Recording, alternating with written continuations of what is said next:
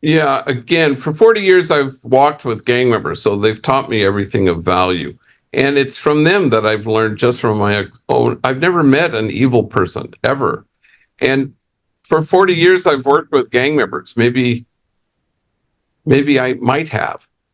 No, I've met deeply traumatized people, deeply wounded people, hugely mentally ill people, but I've never met an evil person ever. So if you say that somebody is unshakably good, as I do, and in Buddhists we'll talk about essential goodness and things like that. I always think that's kind of hedging our bets. I say that's why I say unshakably good. Now, knowing that goodness is everything. I had a homie the other day say to me, he goes, I think life is just letting the blindfold fall. And I said, that's pretty good. Well, what do you see? I asked him. What do you see when the blindfold falls? And he thinks for a second, he put his hand on his chest and he said, goodness. Exactly. So you can say that everybody is unshakably good, which I believe they are, but seeing it and allowing the blindfold to fall, or having us help each other have that moment of transformation and healing, that's everything. And so gang members don't walk into Homeboy Industries bad and they leave 18 months later good. They were always unshakably good. But because none of us are well until all of us are well, we need help walking home to wholeness. And it's the relationship that heals. And so the more that we can be engaged in relational wholeness with each other, then the more that we can, know that the answer to every question is compassion. And we can find ourselves in kinship with everybody. So sometimes we settle for forgiveness when we should hold out for mercy. A homeboy emailed me and he said, all this talk about forgiveness, he goes, I don't like forgiveness. He goes, there's too much back and forth, back and forth, back and forth. I just want forth, he said. And then he said, fourth is mercy. And I said, that's brilliant. And that's true. So, yeah, love your enemies. I always think Jesus wants us to do them one better, which is don't have any enemies. Why would you have enemies? Why would there be this us and them? Us and them is always the opposite of truth, the opposite of how God sees. And that's the danger. The danger is oppositional. The opposite of hate is not love. The opposite of hate is health, because nobody healthy in the history of the world has ever hated. It's not bad people hate. No healthy person has ever been a racist. I don't believe that's ever happened. When we trying to expose people to a different understanding of history or a different worldview, and they were raised with a particular worldview, that we have to do that with a lot of care and consciousness and mindfulness.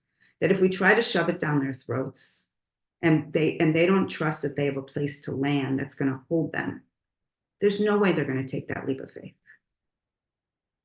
Because how can they? It's not emotionally safe. It's probably not spiritually safe.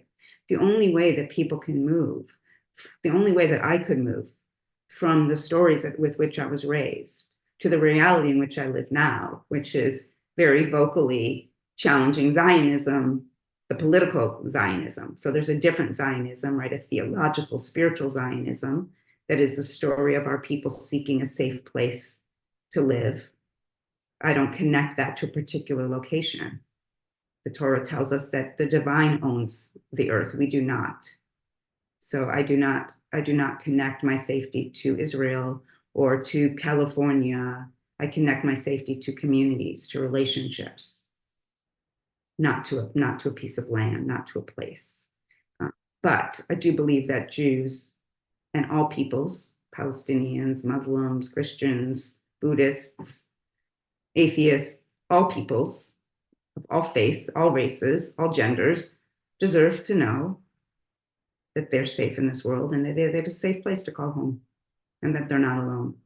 I'll share a really short story if we have time, but I'll make it really short. So I went to visit Israel and Palestine 6 years ago or 5 years ago, and we went to we were taken, besides the Israeli government meeting with them, they also took us to the organizers took us to West Bank, and we went to a development called Rabawi, which is a Palestinian development area of about 5,000 apartment units. You know, they had a music theater, they had cafes, restaurants, office business buildings, and so on. And it was a way for the Palestinians to create a community, a safe environment for themselves. And we were a bunch, about 22 Muslim leaders from America, taken to visit Israel and Palestine, occupied territories. And it was in a comfortable bus, but the road for us to take to this apartment, to this development, was just one lane of the 101 freeway to develop this whole area of development. So if you can imagine how challenging that might be.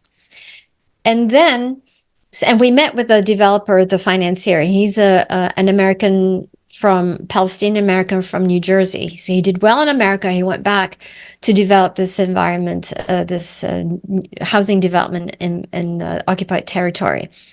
And he said to us, everything has been built in this really beautiful area. There's hiking trails.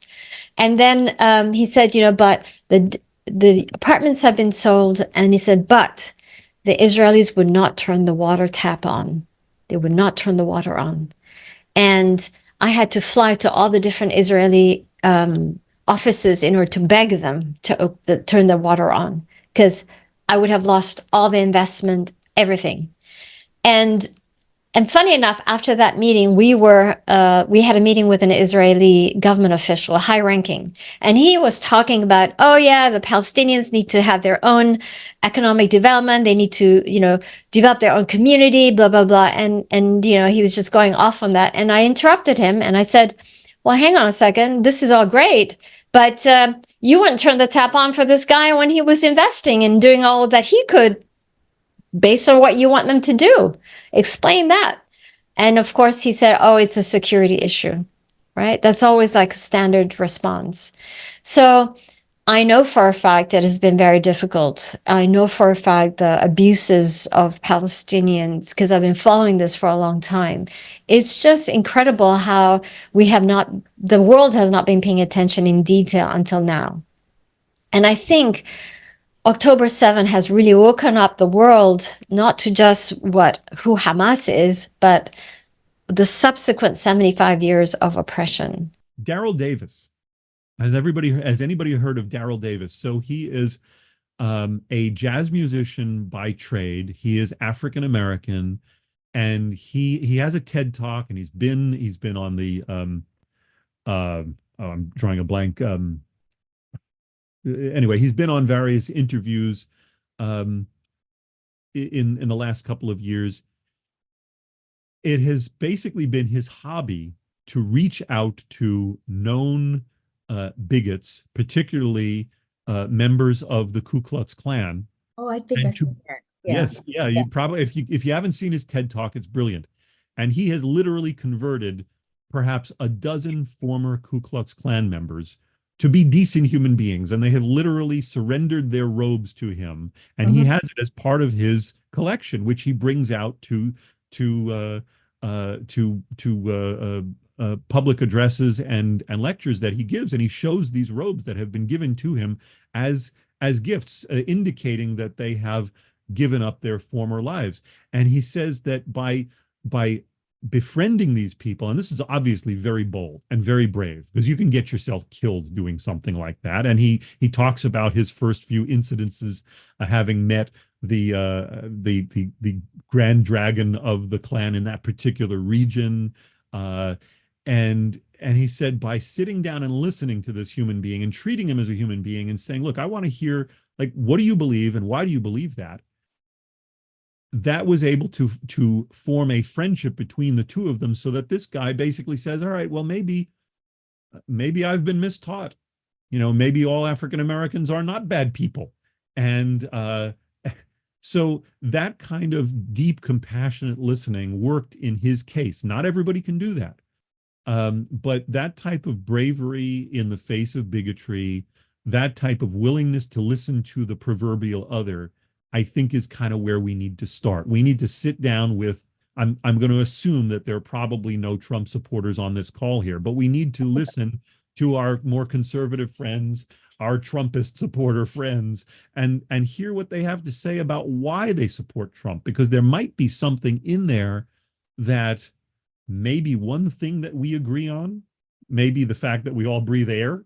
I don't know. It might have something to do with food freedoms or certain aspects of or big pharma or big agriculture. I see some of these every now and then when I talk with my more conservative friends. There's usually one thing that we agree on, and I capitalize on that. All right, if we can agree on that one thing, maybe we are not so far off from each other. Maybe you can listen to what I have to say about something else, whether it's religious tolerance.